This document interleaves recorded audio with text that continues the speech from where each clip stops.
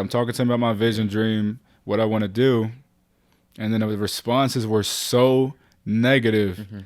Mm-hmm. No, not damn near. It fractured our relationship.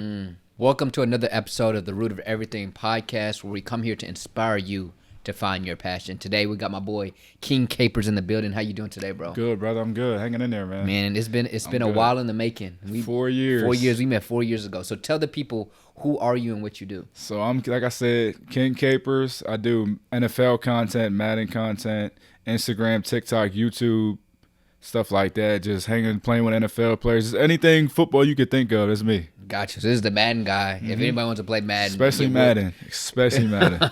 Got you. So the first question I like to ask all our guests to get a real feel, and it really sets the tone, is what would you define as your passion, and how would you define success? Okay, so as far as my passion is content creation. Now it wasn't always like that. My passion was like it was football, but then I want to say when I got out of high school, you know how like when you're trying to find yourself, what you want to do in life, then it became content creation, and I was like, okay, well, I know Madden, I know football, I could do that. So that's how I started. So that's my passion, just making content for, like, especially my audience is kids, and they love watching me play Madden and this and that. So that's cool. And then as far as you said, defining success, you asked that again? How do you define success? How do I define success? Well, it's whatever your goals are, really.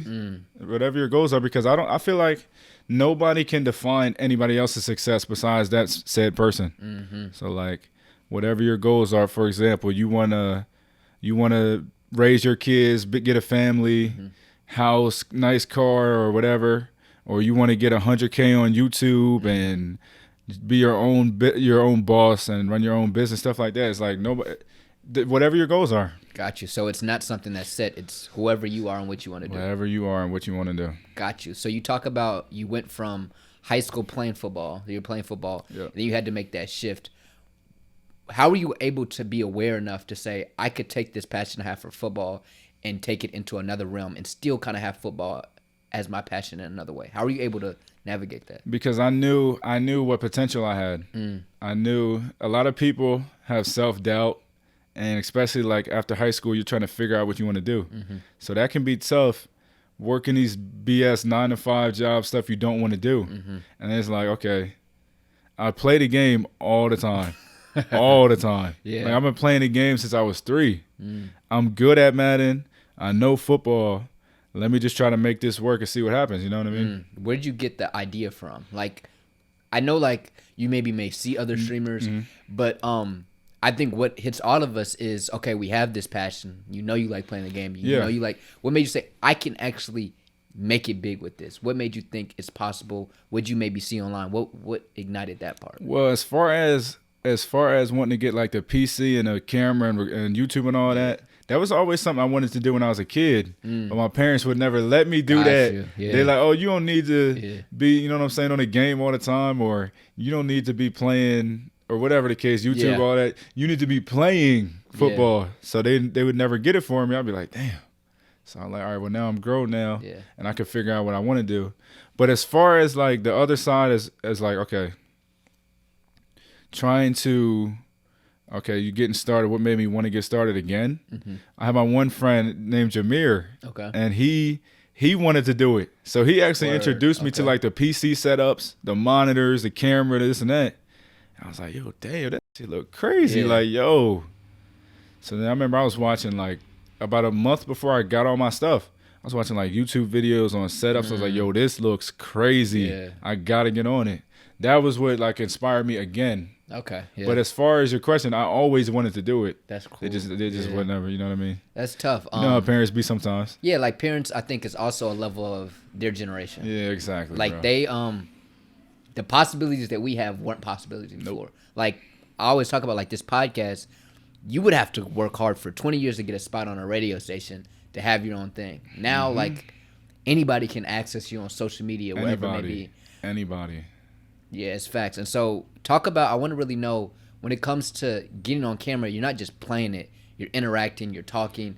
Was there a confidence factor that you had to work up to really become a streamer, not just somebody that plays the game? Yes and no. So as far as So okay, I remember when I first started streaming. As far as when I first started streaming, I had this one friend I played a game with for years, and we've been playing the game since 2013.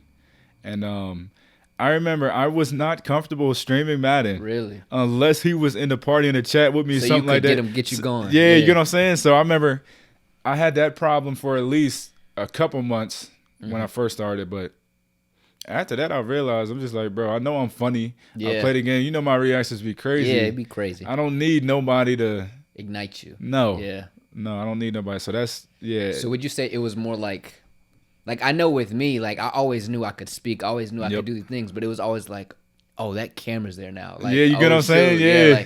So it was more. What I'm hearing from you is more like a release from thinking about it. Was that what it was? More of a release from thinking about it. Yes. Got you. And I think that's something we all deal with because we know we can do it. It's just like, yo, they're actually watching me now. And so when it came to like, okay, now you have that confidence. I believe it's probably still tough getting the viewership to come in. Yeah. What were some of the things like? Were you first dealing with a little bit of like lack of confidence in terms of like, dang, nobody's watching me yet? Was that something that you dealt with at first? Yeah. Okay. What was that like? Terrible. Let me tell you why. It was terrible. Let me tell you why. So, okay, I started streaming with 3 or 4 people. They didn't stream Madden, but they were streaming like Call of Duty, whatever. Yeah. But I was the one streaming Madden. And I remember all 3, 4 of us, we would stream every day. Nobody would get views. Like that thing would say all day, every day. Every day. It would say 1 view, and it's probably you on another screen. Yeah. or a family member or something. It would be like, damn. You know what I'm saying? How do I grow? Am I just wasting my time here? Am I wasting my time, wasting my money? And I remember, as far as streaming, to grow, you got to grow off of whatever brand you're trying to stream on. So if you're streaming on Twitch, you got to grow on Instagram, TikTok, YouTube to direct them to there. You can't just rely on Twitch. Yeah. You cannot do it. I didn't know that. Yeah. So I'm like, okay, maybe if I keep streaming, somebody just pop in and then more, but that's not how that works. So I had to learn that, I had to adapt. But as far as like your question though, it did not feel good at all. Like, how long did that last? Like, when was it? Like, when was the moment where you're like, okay, like I have a little bit like 3 viewers, like consistent, like okay, 3 viewers, like maybe you know what I'm saying, just knowing somebody's on the other side consuming my content. How long did that take? Probably like anywhere from like 8 months to a year. That's wild, and I think people don't realize that. Yeah, people don't realize like, oh, now you have all these viewers, you're getting the viral videos. Yep, you sat there for 8. Probably closer to 12 months. Probably closer to 12 months. And I think that just goes to show how much you enjoy it. To go 8 months, a year. It was basically nothing. I could tell you a little story real fast. Give it to me. I want all of them. Okay, so like I said, I started with like 3, 4 people. Like they weren't doing Madden. I was the only one doing Madden. Yeah. And I was doing Call of Duty here and there, switching games, but like it wasn't working. It also wasn't working for them either. Yeah. So fast forward a whole year later, I want to say a whole year, and my TikTok only grew from 0 to like 500 followers. My Instagram, I had less than like 100 followers in a year. Bro. I remember. And I remember you were starting. I was like, all right, he's still consistent with it. You get what I'm saying? Yeah. And then I remember YouTube, it was just everything was so slow. Everything was not growing. It was so like, damn. I'm doing this. Is this even worth it? Yeah. I spent like $4,000 on equipment and everything I need. Nobody's watching. It's like a waste of money. But I didn't give up though. All the people I started with gave up. So all those people, all of the people from the day when I got all my stuff and we started streaming together, they all gave up because of the same reason. 0 views. You're streaming to your mom or your sister or whoever's in your house or whatever, or your tablet or whatever. And it's like, and I remember they told me, streaming with 0 views, that gets very discouraging. Of course it does. Especially for an extended amount of time. And it was. Yeah. But you can't give up, though. So I remember I didn't give up. Here we are today. Do some of those 3 people come back? Are they now streaming again after seeing your results? Really? Nope. Is there any comments that they will say, like now? Yeah, like, they'll be is like. Is it a luck thing? Or like, what do they say? They'll say to me, no, they're not hating or nothing. They'll be like, damn, like that's crazy. I see you, bro. Like this, and that. The difference was I adapted and tried to everything I can learn on how to grow. You gave every single path a try. Every single path a try. They didn't. They was like, somebody's just gonna pop in my stream. Yeah, they weren't. They were more like expecting to come and not being proactive about making it happen. And unfortunately, you cannot do that in this world, man. And I think when you're going about anything, especially something that's not a 9 to 5. Like, Yeah. The world we live in, it's very much you go to school and you like the world we live in. We expect. We go to school. I get a graduation diploma. I go to college or I do whatever. I get a job. Yeah. But as an entrepreneur, as a creative, as a content creator, you can't expect nothing from nobody, from anyone, bro. So like, at the end of the day, if it's not working, even if it's other people's fault, you have to always take accountability. Like I look at you, like a year, you had to have still been saying, "What am I not doing?" It was terrible. Yeah. It was terrible. It was so stressful, bro. You do all this. You're in the house all day. At the time, at that time, I was working at work from home. No, when I first started, I was working at UPS, doing deliveries, and there's no set schedule. Yeah. So you start at 9, but you might not come home until 9 or 3 or 1. So it depends. So that was also hurting me, and I was like, I had to make it, like you said, whoever's fault, you got to take accountability and this and that. So I left that job before you even had the viewers. Yeah, and I got a home job with a schedule though.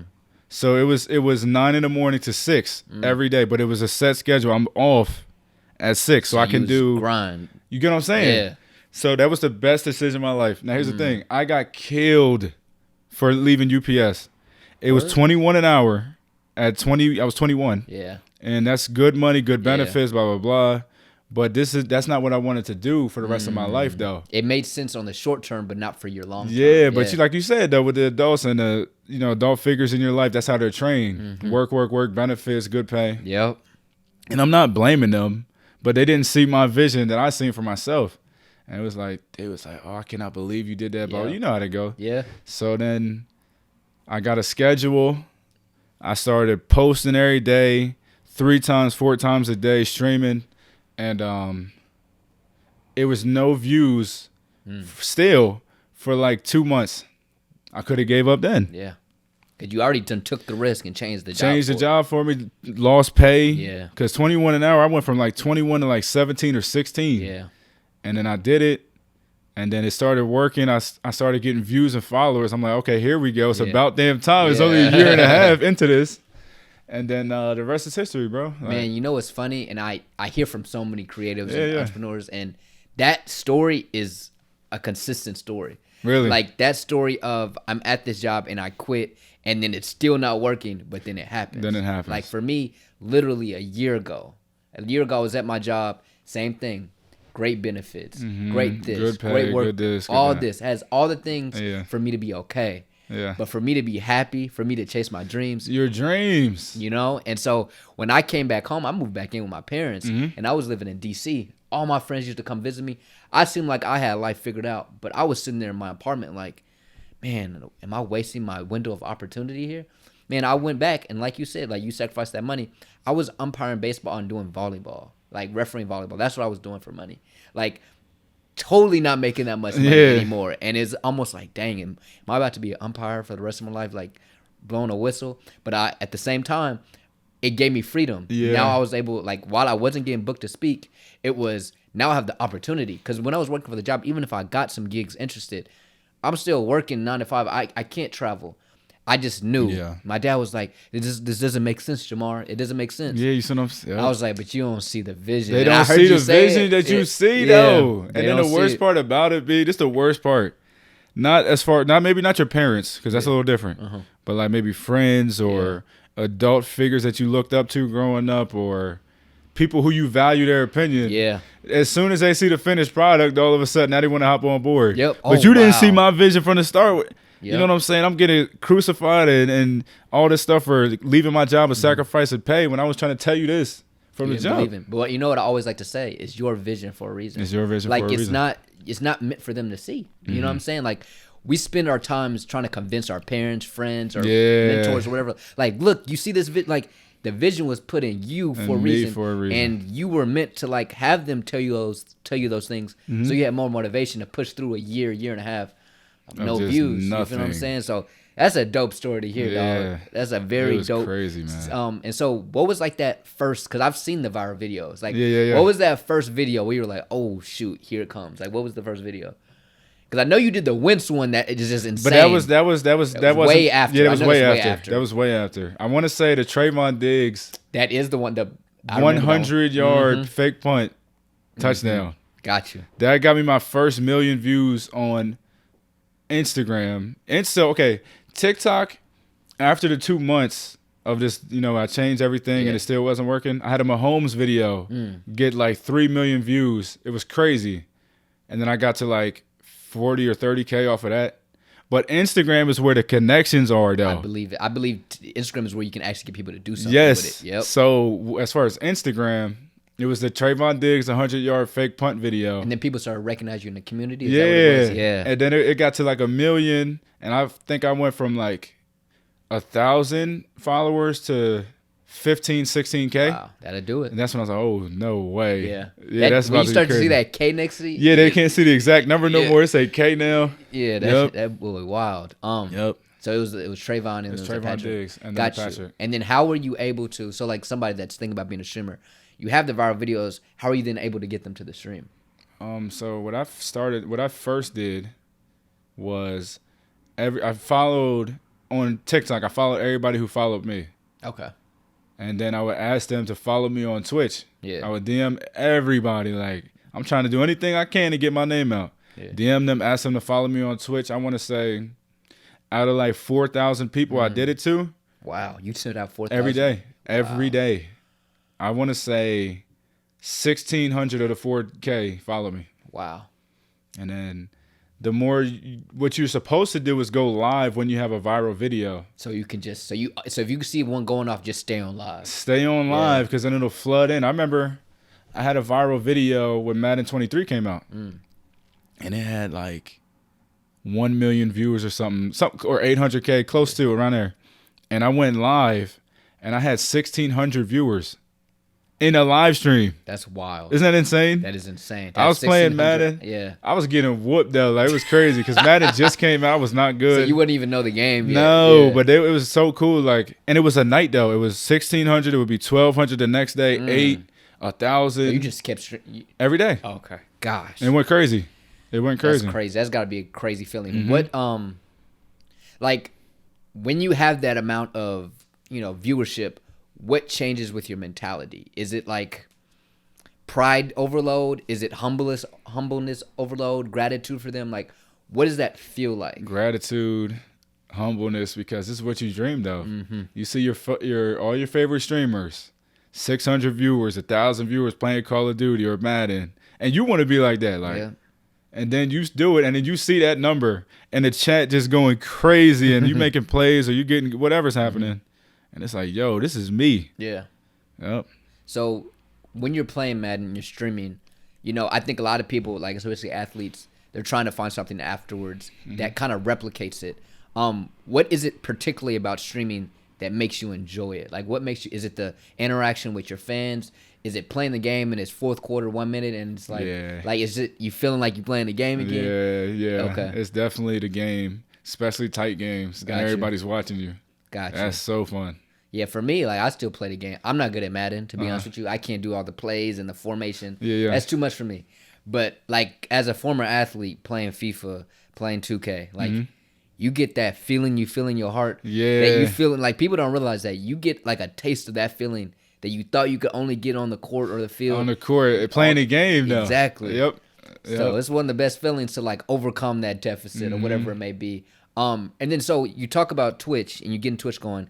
How do you then get that to YouTube? Like you taking it, like what's the strategy you use? So that was a little different. So YouTube is a little harder. I still don't understand it as well as I do Instagram, TikTok, Facebook, or whatever. But YouTube, you just got to be consistent on there.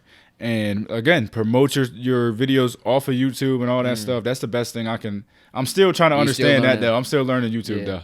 Got you. Was there a person like while you're streaming, like obviously you learned how to use Instagram, TikTok. Was there a person that you were like watching that was like, oh, I almost see the blueprint? Was there somebody that inspired you as a streamer that kind of gave you that blueprint? Like you didn't just get these ideas out of the air. Maybe I wouldn't say a streamer. Yeah. Maybe I'll just say research into YouTube. Gotcha.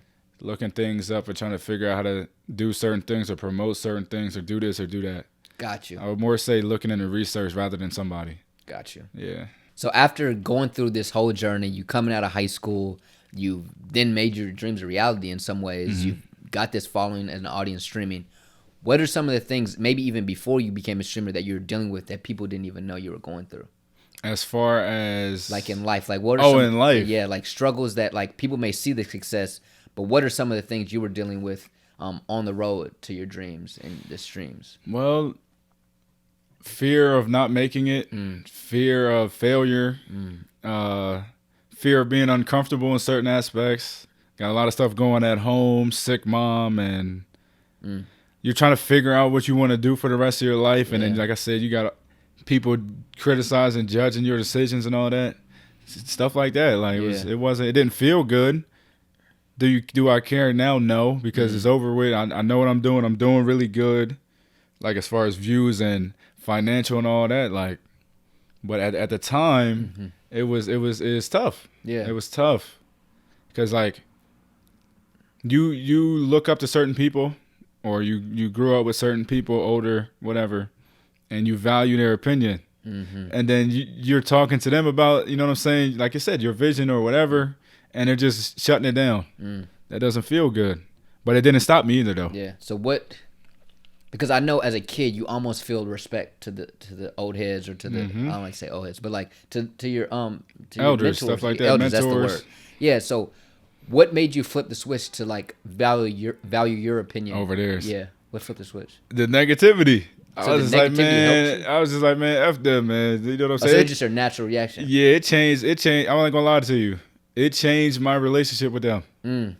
I can name like 3 or 4 adult figures in my life, not my parents, that I looked up to and valued their opinion. And it was like like I said, I'm talking to them about my vision, dream, what I want to do, and then the responses were so negative. It fractured our relationship, and it has not been the same. Was it knocking down your dreams, or you as a person, like, or was it just in your dreams? It was just in my dreams. Got you. It was like, so it was more like people being realistic, almost too much. Like it was like they were limiting what I can do, and it's like I know what I'm capable of. Like, you know what I'm saying? It's like if I basically some of the things. If I was in their shoes and I get older and a kid comes to me, I would not have said that. I would not, you know what I'm saying? If you want to do what you want to do it. As long as you ain't hurting nobody, stealing, whatever, you know.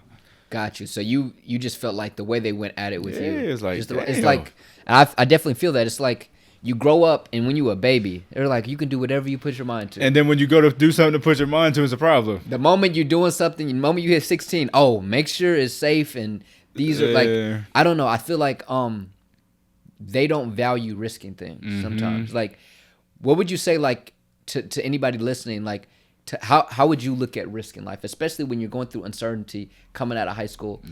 How would you value and encourage somebody to maybe take risk in your life? So this is the perfect time because some people graduated. A lot of people are about to graduate high school right now, either this week or next week. So this is the perfect time. Yeah. So what I say to all my people, 18, 19, 17-year-olds graduating high school, and you don't know what you're going to do with life, what I would say, take your time figuring out what you want to do. Don't rush into college and waste your parents' money or your own money getting debt. You know what I'm saying? Figure out what you want to do, and it may take time. Like with me, it took me 2.5 years to figure out this. And that's normal. Yeah. Some people it takes 4 years. Some people it takes 6.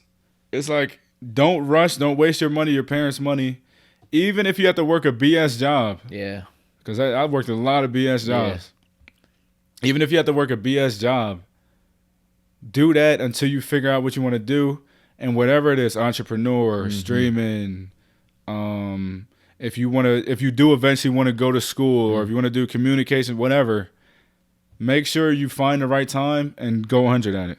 For sure. And I always like to say, because I've been in that situation too, when you work in that trash job, I like to think of it as just part of the big job. The journey, So like if I'm working, moving, whatever, from house to house or doing this physical labor job, this is just part of the plan to the bigger one. And so when I'm thinking about, man, I love this and I don't get to do it, I'm working this passionately because I want to be able to do this passionately. Right. You feel me? Yep. And so I think it's just important to understand, like, it's not your time yet, but you can't give up on it. No, you cannot. Yeah. You cannot. I'm telling you that. Like I said, what if I gave up? Like, Yeah. that's what we was just talking about.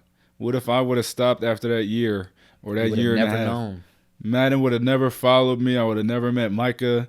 I would have never met all these Cowboys, and I'm a Cowboys fan. Yeah, we got to talk about that. Yeah, we're going to talk about it. We can talk about it. I ain't going to say too much then. Yeah, I ain't going to say too much then. We talk about it later. Yeah. But so what was it like? Okay, you build this platform and then you're meeting all these people. I know, it's crazy. What was that experience like? Networking with other Madden creators, meeting other NFL players. What was that experience like? That was the most. It was like a dream. Really? Well, more so. No, really both, because you got like TD Barrett follow me on Instagram and hit me up to play. Victionary HD. You got Woe Madden. User like you got a bunch of people. You know who I know? I don't know if you know Bari. Remember Bari? Yeah, Bari. Went to high school. He hit me up. I heard about that too. Yeah, Bari. He tough on that. He came back with him. He won. I was up by like 17. He ended up beating me though. I was so sick. I was so sick too. I was trying to rush because I was going to the bar. My ride was waiting. Oh, okay. And I was trying to rush the game, trying to chew clock, and I just couldn't do nothing. Okay. But yeah, so it was like them guys, and then meeting Micah and his agent and NFL players and Cowboys players, like everybody following me. That was it was like a dream. Yeah, it gotta be. Yeah, it was like, cause I remember my dad. My whole family's either Cowboys or 49ers fans. Okay, but so you kind of living their dream too. Yeah, exactly. That's just what I was getting to. My dad's side is all Cowboy, and he every time like he'll think about like that 4th of July last year with Micah and them. He's like, damn. He was really with Micah Parsons. He was like, "Yo, we never got that treatment when I was your age." I would have been so lucky to meet any Cowboys player, Smith, whatever the generation is, Tony Dorsett or whatever. So it was like, he was like, "Damn, yeah, there's unlimited possibilities. Unlimited. It's like dreams coming to reality." Yeah, and what's crazy is when you follow it and you don't quit. What I've realized is there's dreams beyond your dreams. Beyond your dreams, like exactly. I bet when you were doing this, you maybe even thought about having 1,000 people in your stream, but you didn't think about meeting Micah Parsons. No. Like, that's wild. I know. That was so crazy. Yeah, so it is a wild experience. And I bet there's gonna be continued more experiences. And so then, like, what advice would you give to somebody? Say like somebody's watching and they're like, "Man, I saw Kyree Capers do it. He went for a year." What's that one advice? I know you're probably gonna say don't quit, but what's some like technical advice for them, and what's some steps they can take to become their own streamer, whichever game they decide to play on Twitch or whatever streaming platform? Definitely don't give up. Yeah, because there's always number one, regardless. Yeah. Don't give up. Always keep pushing, but do research. Find a game that you want to play. Stick to it, and when you're creating content and streaming and all that, study the people that you're trying to be like, or you're trying to reach their level. Study what they do, what works for them. That's a key part. Because sometimes, especially with TikTok, you can try to be different. Sometimes it's not going to work. Sometimes you have to follow trends. If it's not authentic, you got to follow trends. You got to do this. You got to do that. You got to copy this. You got to copy that. It's a balance. It's a balance. So you always have to make sure you're always willing to learn. And you're always adapting because everything changes. I bet it does. Yep. Like I see you. Like I watch your strategy. Like I'm not gonna lie. I'm somebody who's on Instagram and I'm studying. Like while I'm like exactly. That's how you gotta be. I'm studying. So sometimes I'll see like, oh, he used that trending audio with this one, and then I'd be peeping it. I'm not gonna lie. Or even like how I've watched you grow. It's like, oh, now it's not just the video of the game. He got half his head, like I be peeping it. Yeah. And so I think anybody who wants to be a streamer, just go to his Instagram and look how he's doing it. Like you'll be surprised the inspiration and growth you can get just from studying people. Even though it seems like it's playing the game, it's studying. There's more to it. Yep. So yeah, I think that's amazing. So I think we've hit a lot of topics.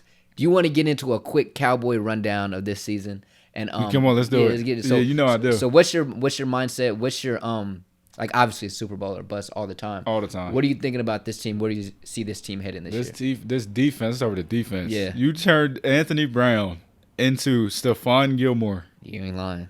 You brought back every pass rush. You got Trayvon Diggs. You got Micah. The defense is going to be crazy healthy. Yeah. Then you got we needed speed. Brandon Cooks. Gallup is back, even though I think we should have kept Cooper though. You think so? I know so. But I know you a Cooper guy. Cooper guy. Cooper was on and off the field. But I mean, but he better than Gallup off of ACL? No, he's not. But I think he's not. Who? I'm saying Gallup isn't better than Cooper. Oh, that's what I'm saying. Cooper's better than Gallup. But I think you're probably getting a discount. You know what I'm saying? Like, bro, we got to pay CD, we got to pay Diggs, we got to pay Micah. Like, we got to pay these dudes somehow. But I think I agree with you. I think the big move was Gilmore, and now Diggs can not only be the guy he was last year. I think Diggs had his best year last year. Even though he didn't give me picks. But I think you're going to see more picks from Diggs this year. Because they ain't going to be trying Gilly like that. You can't just like... You can't. Yeah, so like at the end of the day, you're going to have to throw to Diggs, and now he can take more risks. You got to throw to somebody. It's going to be dangerous. Then you got that pass rush. You got the pass rush. Dak has weapons. Dak has weapons. It's going to be dangerous, man. We actually have safeties for once. 3 of them. We have 3 great safeties. Mighty Smith, if he can do something with the run game. Oh, my goodness. That pick was nice. That was nice. And so I think it all rests on if Dak Prescott can show up in the playoffs. Because everything else is there at this point. Mm-hmm. Tony Pollard's probably going to be healthy by the time Deuce Vaughn is good. Deuce Vaughn. I'm hearing Dalvin Cook moments possibly coming to Dalvin. It's going to be exciting, man. It's going to be exciting. I know we say this every year. I can't wait. But this is looking like a very special year. At least NFC Championship. At least. At minimum. At least, or McCarthy's getting fired. And then if he gets fired, I think Dan Quinn's the head coach. I agree. So, any other Cowboy talk so we can document it? I think we can go all the way this year. I think we can too. Okay, yeah. But it would be a shame if this team doesn't at least get to the NFC Championship. I agree. I think we're going to win the division. For sure. I don't know what seed we're going to be, but I think we'll win the NFC East. I think we'll sweep. Matter of fact, I know we'll sweep. Matter of fact, hold on, book it. Sweep the Eagles? We're going to beat the Eagles twice. I ain't even in Dallas and in Philly. Book it. Quote me, take. at me. It ain't no bold take. That's facts. It's a bold take. We're going to beat them twice. And then that's it. That's all I got. But I'll ask you this question, and this is kind of pertaining back to the theme of the pod. And this is something I like to say all the time. As a Cowboy fan, it's almost a lifestyle. Like I like to tell people, like, man, why I like being a Cowboy fan isn't just because, these are my team, I'm from Dallas, whatever it may be. Like, being a Cowboy fan is much like the entrepreneurial journey. Mm-hmm. Like, it's believing when nobody else believes. When everybody's saying, bro, it's never going to happen. You know what I'm saying? Like, I love being a Cowboy fan because it's like a microcosm of my life. Is that something you can relate to? I agree. Yep, I totally agree. It's a lifestyle. Believe when nobody else believes, all type of stuff, bro. Yes. And so, like, and to end it off the Cowboy talk, I like to say, like, when my team wins it, it's going to feel good. Because everybody else, they're so on and off about their team. And so when it's really time for them to win, it ain't as pure. Like, when we win, bro, whatever that day, whether that be this year or that's 80 years from now, even if we just have one Super Bowl, it's going to feel better than all of y'all's Super Bowls ever. You feel me? Bro. Because, like, for baseball, I was a Cubs fan. The Cubs didn't win one for 108 years. When they won that, John, I was like, the best feeling in the world. So it's like the same thing with your Twitch stream. Once you felt that coming because of all you went through to get there, ain't nothing like it, man. I'm telling you, hey, don't let the Cowboys win a Super Bowl. You ain't lying. You ain't never going to hear the end. You ain't never going to. You could 20 years from now, I'll be talking about it. Hey, that's what I'm saying. I'm going to lose so many followers with that week. Because everybody, a majority of my Eagles fans, like, you look at my followers, how'd you do it? So, like, I went to school in Philly for 4 years as a Cowboy fan. How did you do it for your whole life? Yeah, how'd you do it your whole life? Hey, I grew up in it, but I like to be different, though. I do like the Cowboys. I don't switch on my teams, nothing like that. It like you said, it's a lifestyle. I'm a kid wearing Romo to school or Terry Glenn or DeMarcus Ware to school getting made fun of. I didn't care. Even now, I go into the city, Xfinity Live or stuff like that with Cowboys on, and I don't care. Yeah. All the time, and it's been that way.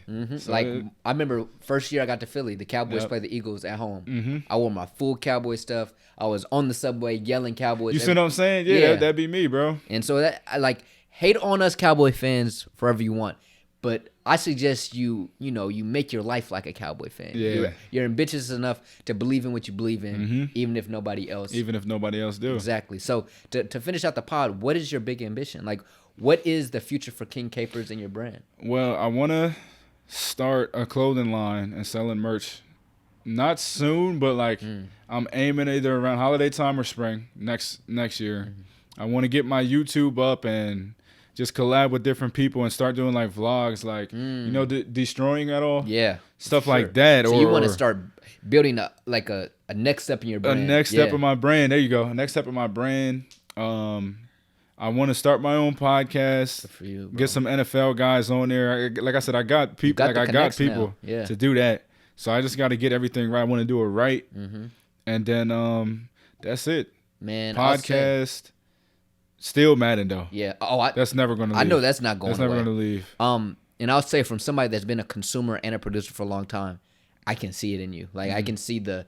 Appreciate it. I can see the ability. Like you have the personality, the networking. You have the ability to not only be able to do this, but I can tell you're a learner. You know what I'm saying? And to anybody out there, you have unlimited possibilities once you decide to always be a sponge of knowledge. Like you're constantly gonna be able to try new things because you're constantly gonna be willing to say, I'm gonna figure this out until I figure it out. Not can I figure it out? And I'm not afraid to fail. I used to be. Speak on that. I used to be though. But I'm not afraid to fail no more. I done tried so many stuff and it flopped. Or I done tried so many stuff and it flopped and I got laughed at. And I didn't give up though. Like I said, so I'm not afraid to fail. I want to say it's part of the process. Like my life, like I said, you learn through failure sometimes. Like sometimes you need to fail so you can get a lesson and it'll make you stronger. It'll help you in a different situation.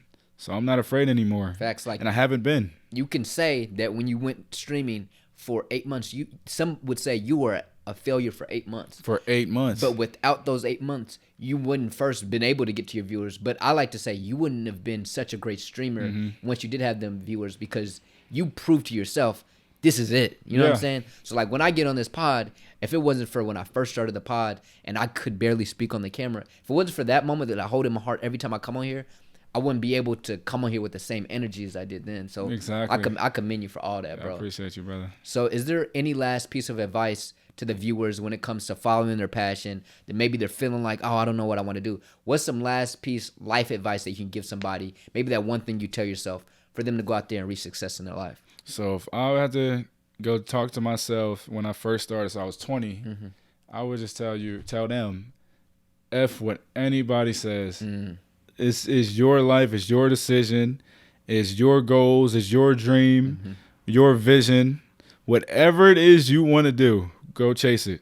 Don't worry about what anybody else has to say.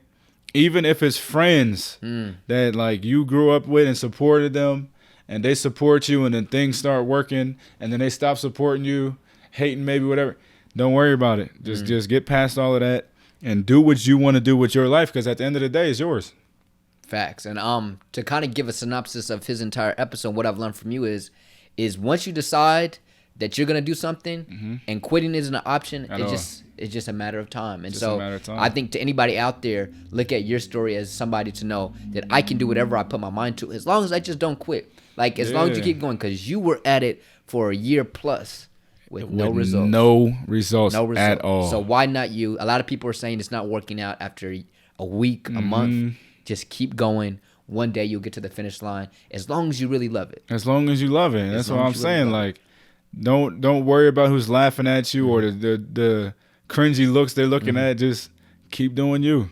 Facts. And because you love it, you already have the one thing that'll fulfill you. You already had it. A lot of people are searching for fulfillment in the results, but you have to find it before you even get the results. You have to find it. For sure. And so where can they reach you? Where can they find the stream, find you on Instagram, all those things before we head out of here? So just follow me. I'll just shout out my Instagram. Just follow me out on Instagram, King Capers, KINGCAPERS, no spaces. For sure. Make sure y'all tap in. Anybody want to play Madden? And Madden 24 cover and release date just dropped. Anybody want to get that ass whooped? DM me on the gram. I don't want no smoke. We can run it. I don't want no smoke. But y'all can. We can run a friendly. Just let me know. I'm gonna cut Madden this year. I'm gonna hop on the stream. Maybe we do a little something. You teach me a little of the formations. Gotcha. You feel me? And we'll see what happens. We can do that. But y'all make sure y'all like, comment, subscribe, comment what y'all think in the comment section, and also make sure if you're watching this or listening on any podcast platform to leave us a review. We'll see y'all next time on Root of Everything. Peace.